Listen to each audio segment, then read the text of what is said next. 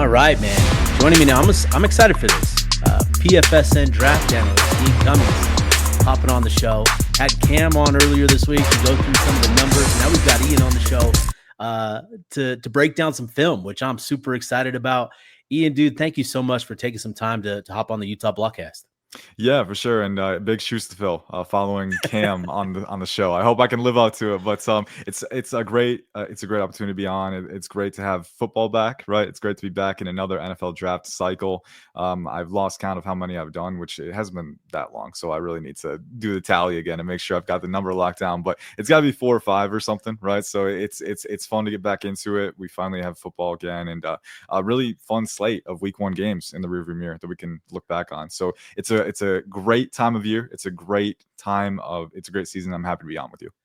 Yeah, definitely. It was certainly a fun first weekend, and I know we're all looking forward to week 2 and the season progressing. But hopefully, we enjoy each and every week because it always seems to go by so fast. And then before we know it, we're talking NFL draft, and it is draft season. Guys going to be at the combine in their underwear again, and all that sort of stuff. It's that's just how it is. So Ian, I would be curious, just how did you get into NFL draft analysis and what's kind of just your story, your background, with where you're at right now with PFSN? Yeah, so I'll start at the very beginning. I began it had to be 2018 or maybe 2017 because I was a freshman in college when I started sports writing part-time. At the time, I applied for a job with Fansided because you didn't need any pre-existing experience. You could just get on and write. And so I originally I didn't know what I wanted to do. Like I tried out geology a little bit because my dad's a geologist. I was an environmental consulting intern for a summer. I didn't love that. So I got into sports writing just kind of as a part-time thing. I wasn't paid at first, but 2 months in, I wrote like 20 articles a month, I think. And then I became a co-editor and they started paying you for page views, right? And I told Steve this before the pod, but I was a big Kirk Cousins guy. I lived 15 minutes from East Lansing to an unhealthy amount. Like baby. You like that. But I had the very implicit bias when it came to Kirk Cousins when I was growing up. Like, oh, that's QB1, that's the GOAT, right? So I started writing for the Washington site because I wanted to follow his career. And so that was kind of how I got my start writing about Washington. And then every January through March through April, I noticed that draft content was in high demand. Like people were always trying to figure out who their team should pick, who are the mid-round sleepers that you need, right? So I started getting into it a little bit more. And when I started out, I want to make this very clear. I was terrible. I was awful at draft analysis. I was like flag planting on hills that I really shouldn't. And I didn't know what I was looking at. And it was just, I felt like you had to be loud and have conviction to be heard and everything when, now I've really adapted and changed my perspective a whole lot, which I'll get into a little later. But that was when I got into it. Right. So then PFN comes around, I think in 2019 or so. They're a startup. They're working from the ground up, and they had seen my stuff at it was Rigo's Rag was the site, the Washington Fansided site, and they saw my articles. They knew I had editing experience because I was a co-editor, and so they're like, "Hey, you want to hop on? We're just kind of adding anyone and everyone to get this thing off the ground." And I said, "Sure." I started as an editor for PFN. And for the first year or so, I was just editing and, maybe writing emergency fantasy football pieces or stuff like that. And then I remember I wrote an emergency Chase Young piece. That was the cycle where it kind of started. And they're like, "Hey, you're pretty good at writing draft stuff. You should do more of this." And so it's kind of from there, it kind of built up from mock drafts to analysis to going to the Senior Bowl. And now it's kind of it's actually become a full-time thing, which is kind of surreal. I graduated with a marketing degree from Grand Valley State in Michigan, so I never really expected it to go full-time. I'd always diversified to make sure that I had my bases covered, but it's really cascaded beyond what I could have imagined. So I'm incredibly grateful for it. But along the way, I had to really change my process. When I was just starting out draft stuff, I was very results oriented. Like who are going to be your guys, like who's going to be your brand, stand on those guys. But what I learned is that that's not productive to anyone. It's not productive to the players. It's not productive to the people who are listening to you, right? Because you're not giving them good analysis, right? You're just kind of like, oh, I'm planting my flag here. So I learned that I had to be really process oriented. Like what does it actually take to win at each given football position? And then how can I break that down and break that down and break that down, right? So that's kind of where the origin of my grading scale started, and then from there I've developed it. This summer I sent Steve again pre-show. I sent you the Yeah. substrate framework. That's a new evolution for this cycle. So Oh, cool. I had the grading scale, We've and then got now, those. Yep. yeah, so now I kind We'll of post those here. Yep. I went down even further to the microscopic level. I'm playing around with it. I really like the results and how it's changed it so far. But yeah, so that's where we're at. It's been a lot of fun. It's been a little tumultuous at times, but Sure. I wouldn't trade it for anything. It's been a blessing. Well, that's awesome, dude. As somebody that kind of followed a similar, career path where now I do this full time for, KSL, which is, the local TV station. Like it's just, I followed a very similar path, getting a start, an opportunity from Twitter, and, just continued to work, continued to learn. And that's what I've always kind of approached it like. And so for you, that's a very similar, trajectory and career path that you followed. And like you said, you sent me your grading scale and some of the details behind your grade. And there's a lot of detail there. And it is down to the littlest thing, that you're picking apart. And I think that is really good and really significant, and what will put you ahead of the game, will allow you to continue to move forward. So I'm excited to highlight these today. Obviously, with Utah, we've got two big names in the 2026 literally NFL and draft. figuratively. Yeah. Yeah. And so we're going to break down some film of those two, Caleb Lomu and Spencer Fano. But, would just be curious, obviously with college football starting up, we're super excited about that. But for you, looking ahead to the 2026 draft, who are some guys that you're coming into the season that you're feeling good about, some headliners, and maybe some guys that you're curious to see how they develop, and maybe some sleeper guys that you're curious to see how they perform this year?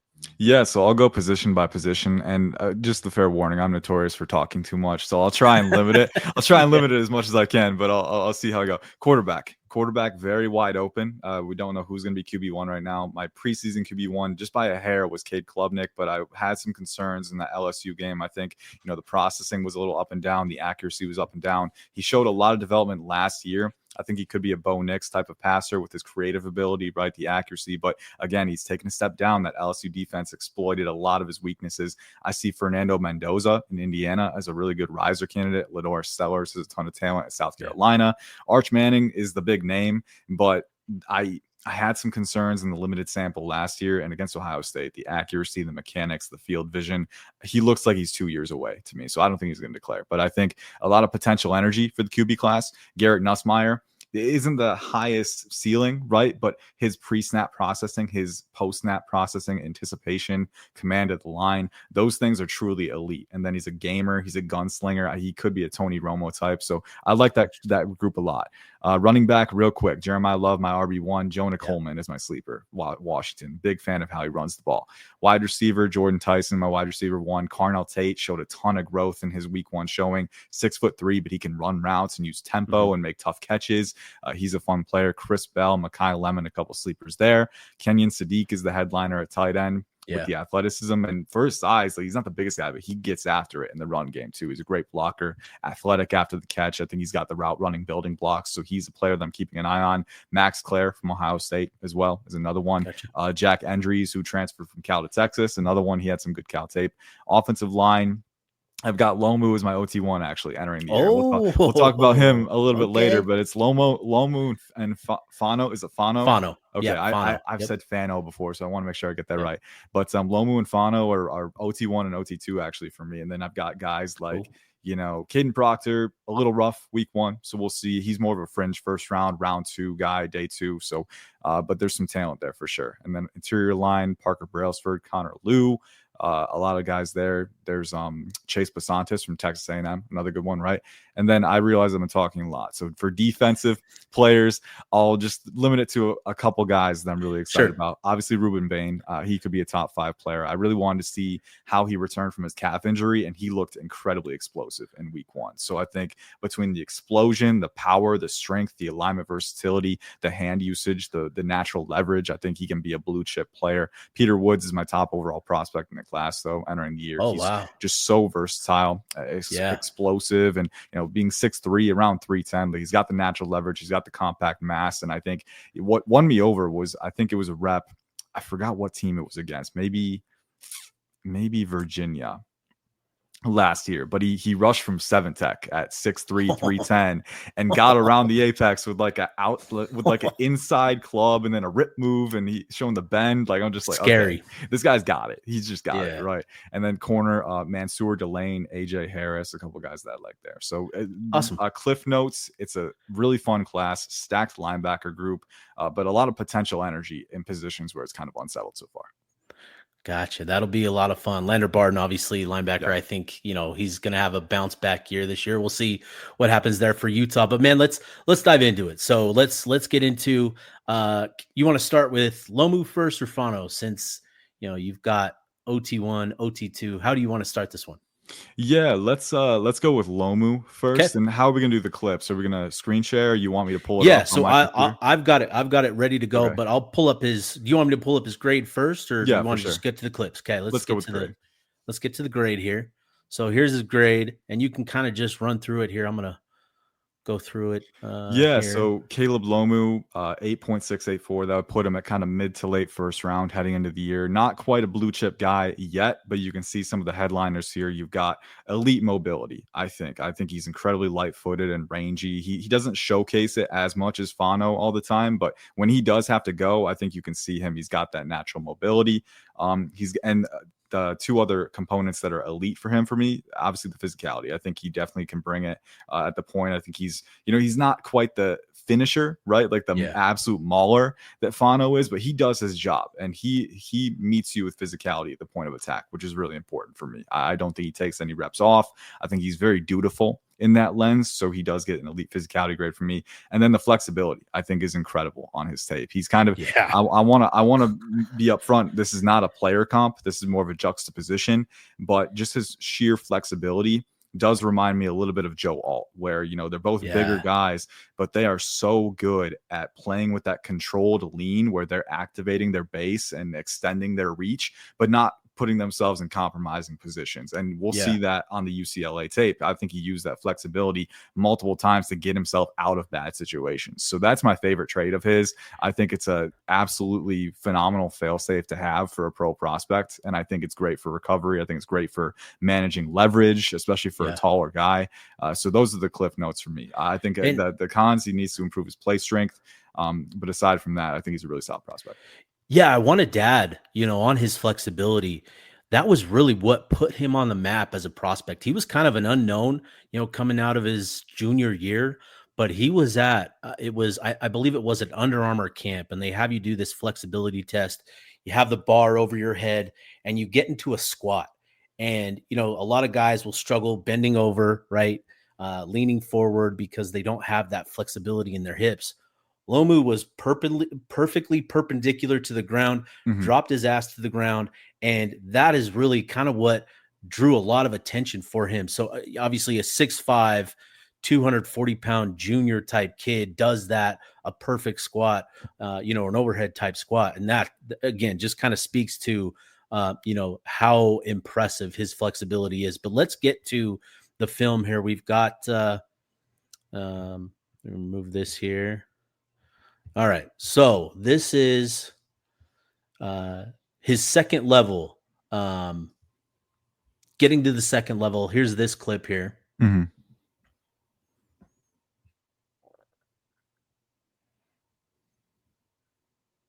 Yep. And right there, you just see, again, kind of that light-footed mobility, right? Yeah. Like, I think when Spencer Fano has to turn on the jets and go, his is kind of a more powerful explosion.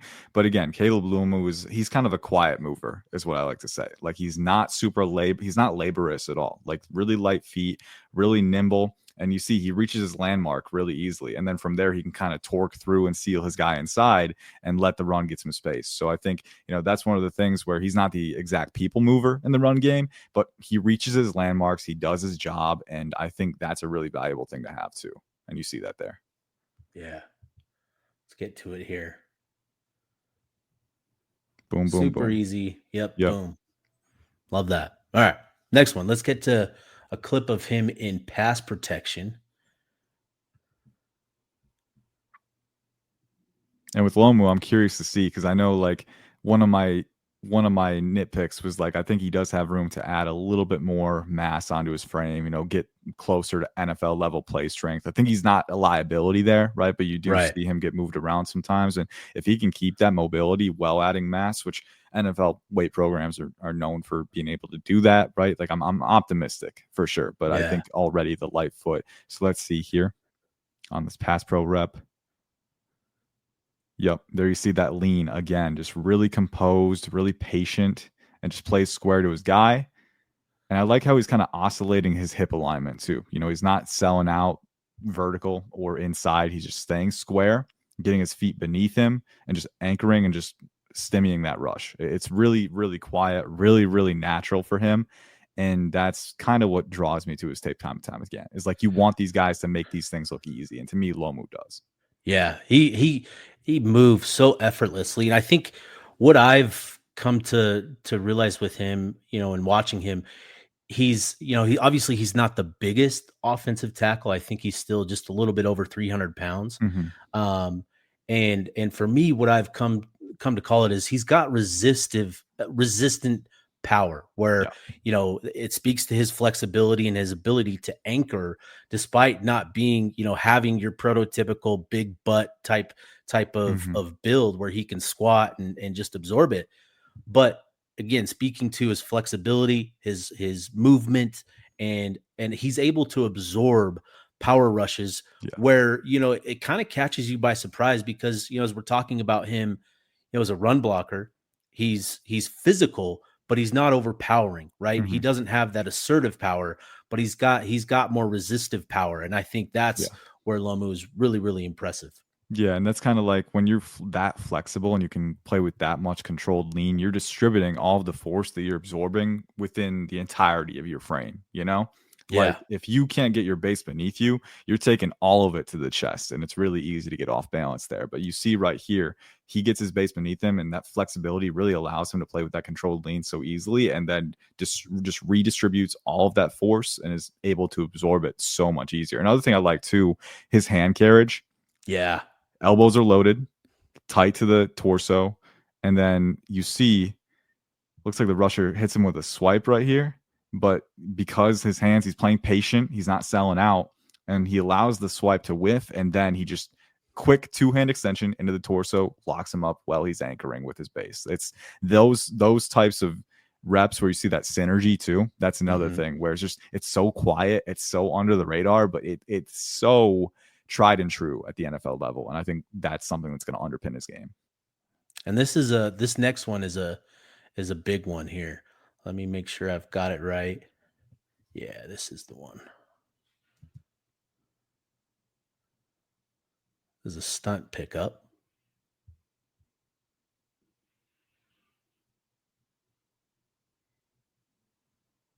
Yep. And it's just the vision to see that coming across. And then the composure to stay square, not panic. And just the smooth lateral mobility too. And I also like how he's kind of able to activate his base because he does see that this stunter, if we'll roll it back here, the stunter's got some momentum coming across face, right? So you hmm see right there, he starts getting that leg drive going and he's able to reroute him a little more. And so I like that adaptability too on the stunt pickup. If he stays square and just doesn't turn his hips and activate that leg drive, there's a chance that the stunter gets the corner on him and maybe flushes the QB out. But he's able to drive his legs and just Yeah. extend that space a little bit more. It's a little thing, but it does make a little difference. And obviously, Oh there's yeah. the other rusher that gets in and doesn't flush him out, right? But I think Lomu does his job there. All right. Let's go through some more detail here with his um with his grade here. Hopefully I've got it. Yep. So for those of you watching, this is the substrate framework that I was talking about earlier. So I've built one out for every single position, and these subcategories are weighted as well. I'm playing around with the weights. I'm still settling them out. I'm still playing around with how they have everything come together, right? But I so this kind of gives you a more microscopic view of what a prospect has and what they lack. And so for Lomu, what you'll see is that the athleticism, again, the flexibility, all above 9 in that elite territory there. And then the physicality, right? Not a finisher, but the energy, the disposition post snap, like he's dialed in, he's dutiful, he does his job, and he does engage with physicality, right? I think that's the most important thing when you're at the contact point, is making sure that you at least win at the contact point against the other guy. And I think Lomu does that very often. But also, too, I think one thing when we bring up Fano's grade too, Lomu, I think, is a little bit more refined with his footwork. The pass set kick, the matching footwork, the angle IQ. I think he's a little more adaptable there. And that's what we saw on that pass protection rep. But then also the anchor footwork. And I think his flexibility kind of plays into that, where it's a lot easier for him to get his base fully beneath him and play with that controlled lean. And so that ties together his pass protection, right? But it also allows him to kind of square up guys and seal off in the run game too. So just a really well-rounded prospect too. There's not any big weaknesses, right? Like my scale goes from 1 to 10, right? So there are some, like, there's room for prospects to be kind of subpar in some areas, but I don't think he's below a 6 in any subcategory. And so you look at that, like the weight percentile, he's got to get that weight up a little bit, right?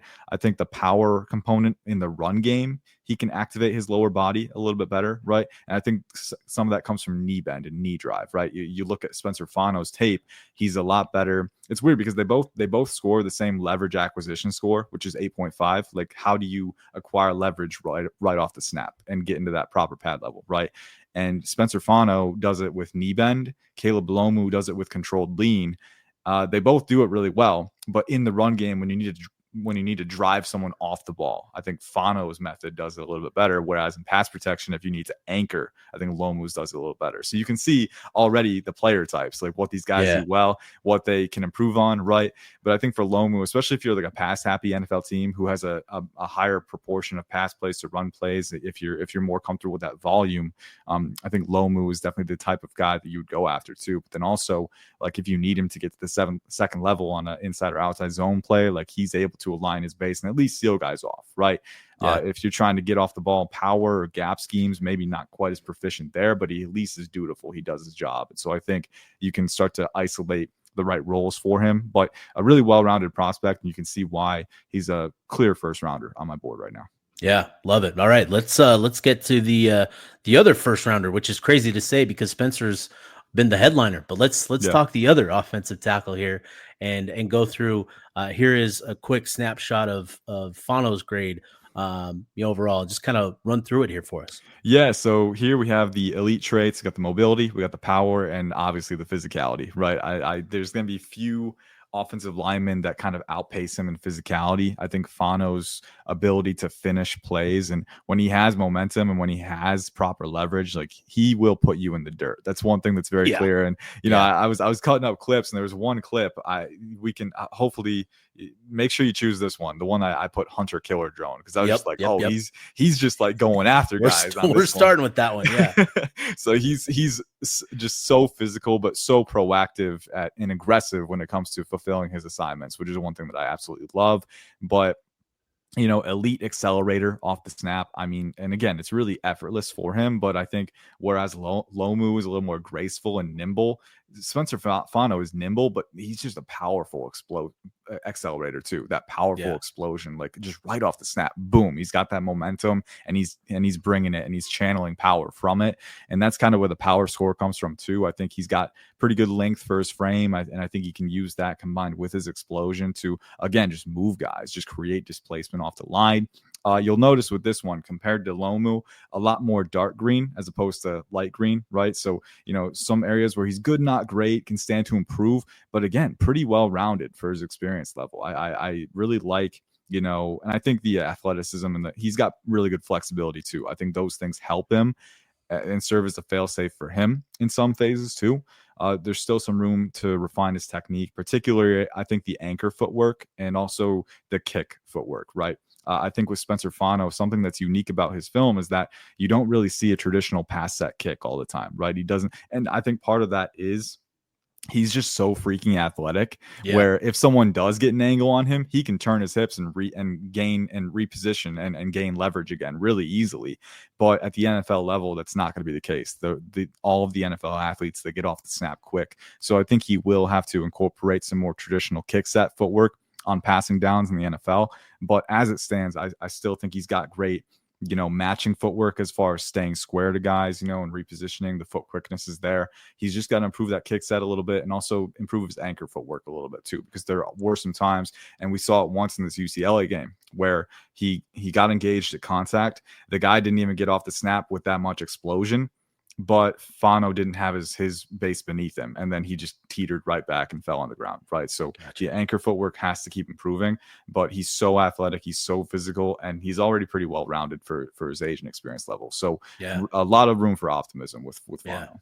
All right, let's get to the clip here. And this is the one that we were talking about. This is the one. I love it. I love it. Yep, you can see the range right there already. He's just looking to hit, dude. He's just looking to make someone's day worse. It's so fun. It's so fun. It's exactly the kind of mentality that you want for an offensive lineman. And I think in particular NFL schemes where you get in space, like look at 55 here. Like, oh my God, he's chasing them back infield. The guy's running away from him. He's just like, nope, you're not getting away from me that easy. But again, you see that powerful acceleration. And then you get to see him turn the corner, show a little bit of that lower body ankle mobility too. Like he's really good at tracking guys too. Like not just range, not just linear range. When guys try to evade, he's got the lower body flexibility and the hip flexibility to turn and track them and still drive them out of plays. So he's just, it's that voracious pursuit mentality in an offensive lineman, but also the athleticism, right? And then when he needs to finish a guy and bury him in the dirt, he's got the power component to do that too. So this play kind of sums up the athleticism, the mentality in a really, really impressive way. And it pops off the screen. Yeah, it's really impressive, watching him. And I think from this angle, you get a greater appreciation for it. But, Dallin Bentley doesn't get the greatest push. And, Fano has to sort of navigate this, and it doesn't impact him at all. Right. Yeah. So he's got to come off and, to change directions, change your path. That's not easy for these 300 pounders, but no, it shouldn't be anyway. Yeah. And so, to see him, the way that he's able to adjust on the fly, I think is really significant. Get to his point and clear that path for Wayshawn, coming behind him, I think is a big thing. So, all right, let's get to the next one here. Just watching him in pass pro. Let me get this pulled up. All right.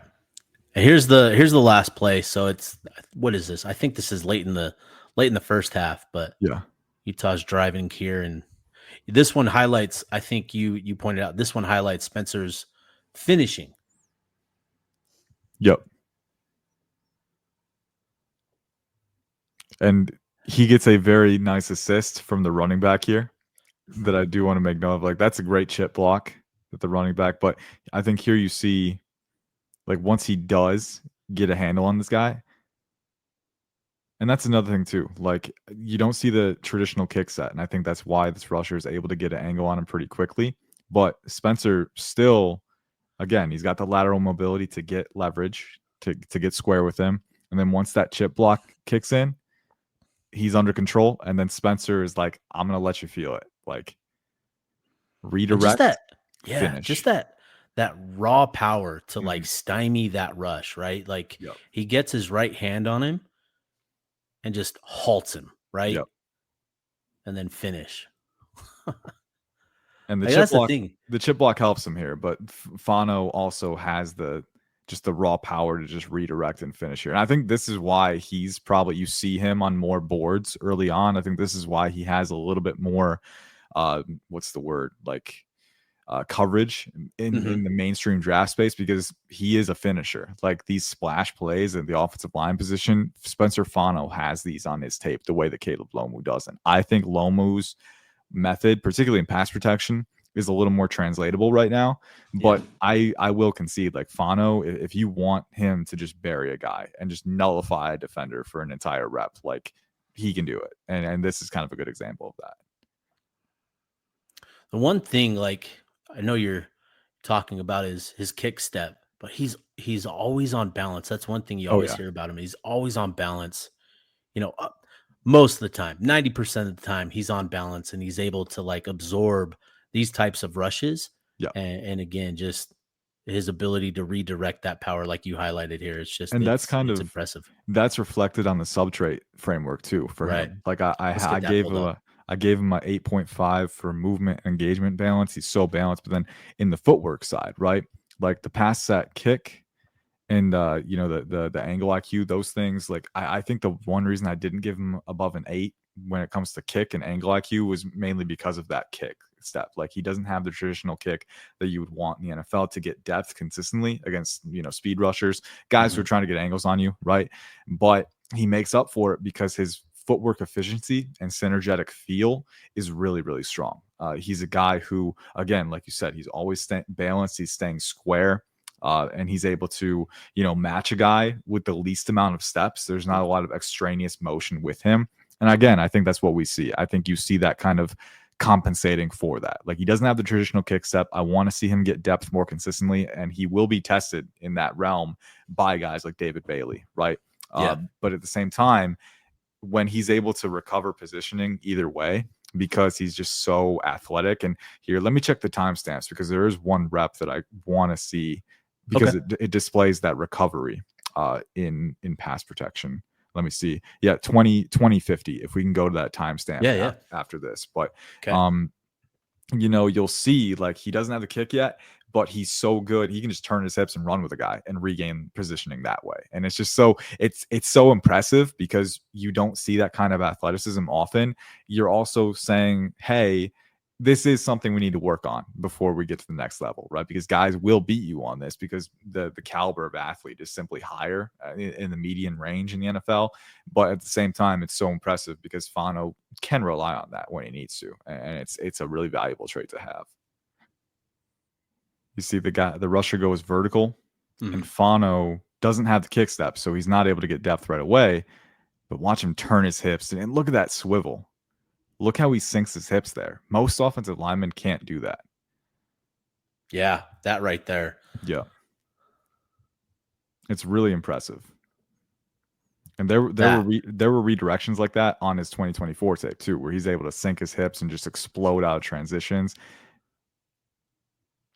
If we could go to the sideline view as well, Yeah. because I want to get a better view of just how much ground he covers there. So you see the rusher going vertical. Fano is able to seal him off, right? Because if he doesn't turn his hips and get positioning again quickly, then and obviously it's a quick throw, but the quarterback could be getting a really hard hit to the back there or to the front. But you see he's able to turn his hips. He's able to activate it. He's able to turn his hips enough to activate his base and drive the defender past the QB. And that's really impressive to me because you don't see a ton of offensive linemen that are fluid enough and explosive enough on recovery to at least minimize a loss, right? Like, Right. yeah, the rusher definitely got a step on him here. And I think it's because he doesn't quite have that natural kick footwork off the snap to get depth. But he can turn his hips, he can regain positioning, and he can at least minimize and kind of reverse these losses and say like, hey, yeah, you beat me here, but I'm not going to let it affect the play. Yeah. Gotcha. Man, it's so fun. So how do you, in terms of your draft process, right? So uh taking these little itty bitty, like we're breaking down tiny details, right? Mhm. How do you sort of put the pieces together, I guess, right? Where you're Yeah. taking a little thing from this play and a little thing from that day, a little detail here, a little detail there to paint the picture. Like how does that process all come together? It's really tricky, man. And it's kind of there's so many details in the game of football that it's almost impossible to quantify it, like truly, right? So when I do my grading scale, like these grades, first and foremost, are for contextualization, right? Like you want to see where a player lands on my board. You almost have to apply a number to certain things, right? To see how it all stacks up. Like otherwise, it's just all completely subjective, right? So I was trying to take away some of the subjectivity with this grading scale. But you're right. Things like these are so minute, so minuscule that it's really difficult to parse through it and truly quantify it, right? So I give it my best shot. And I try to break it down as best I can with the subtrade framework, right? And the goal is like that we can have these conversations about Fano where it's like, hey, his athleticism is so good that he can get out of these situations. His flexibility is so good that he can get out. All right, well, what part of flexibility is it, right? You go to his subtrade grade, and it's mainly the hip flexibility and limb pliability, right? Like his torso can be a little stiff on absorption, right? But he can swivel his hips so easily, right? So it's that component that gets him out of these things, right? And then what's the footwork component that put him a step behind you, right? It was the kick step, right? But at the same time, he can compensate with other categories, right? So putting all the pieces together for me, what I have to do is just it's pretty cliche, it's pretty simple, but just write copious amounts of notes, right? Like I've got so many notes on these guys just from their 2024 tape, and really it's just kind of I try to categorize it by each sub department, right? Like, okay, footwork, how's his footwork, right? And the notes are really stream of consciousness. Like I'm just trying to get down what I see so that I can contextualize it later and grade it later. But you just kind of have to take in every detail, right? Because even a rep like this, where you see Fano losing but also winning, like there's so much subjectivity. So my goal is to ask what's translatable, and then put pen to paper and put word to number, right? And then just try and contextualize it in as many ways as I can, right? So it's never going to be perfect, but the goal is at least to get a composite that you can at least articulate how you feel and why you feel it. And for me too, like I always want to be uplifting and constructive, right? Like what does a player do well? Where does he stand to improve, right? Because if you're a coach or a player reading this, like no one wants to see me dunk on a guy if he misses it, if he has a bad rep, right? Like I want to tell you, and I'm also a tennis coach too, so I think this is where that mentality comes from. It's like I want to tell you what you can improve so you can apply it later, right? And that's kind of the approach I take with the scouting reports too. Like these guys aren't perfect, but we can at least see how they compensate and how they can stand a game.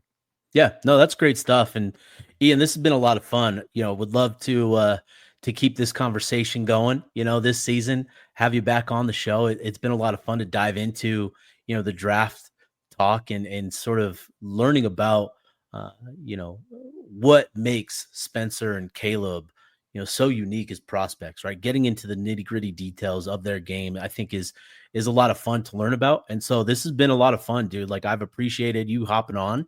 It's been really enlightening. And so just, for the people that are tuning in and want to learn more about your stuff, where can they find your content and where can they just find and follow you?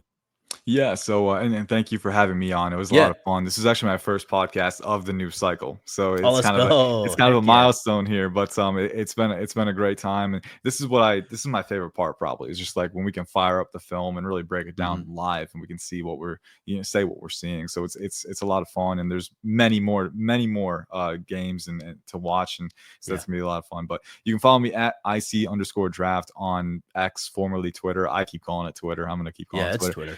It's Twitter. It's always been Twitter. But I post clips there. I'll post grades. The more grades that I get through the cycle, I'll post those as well, and just analysis. So any questions, any comments you have. I also PFSN has a mock draft simulator, and I'm the point man when it comes to curating that, keeping the rankings and the reports up to date there. So any questions, comments, thoughts you have, like feel free to hit me up. If you do a mock draft, you want my feedback on it, like feel free to tag me and send it to me. But I try to be responsive on there. So that IC_draft, that's where you can find me. Awesome, dude. Ian, this has been great, man. Appreciate you hopping on. We'll have you on later in the year once we get a little bit more film to break down. But appreciate you taking some time, man. It's been a lot of fun. Thanks, Steve. I appreciate you.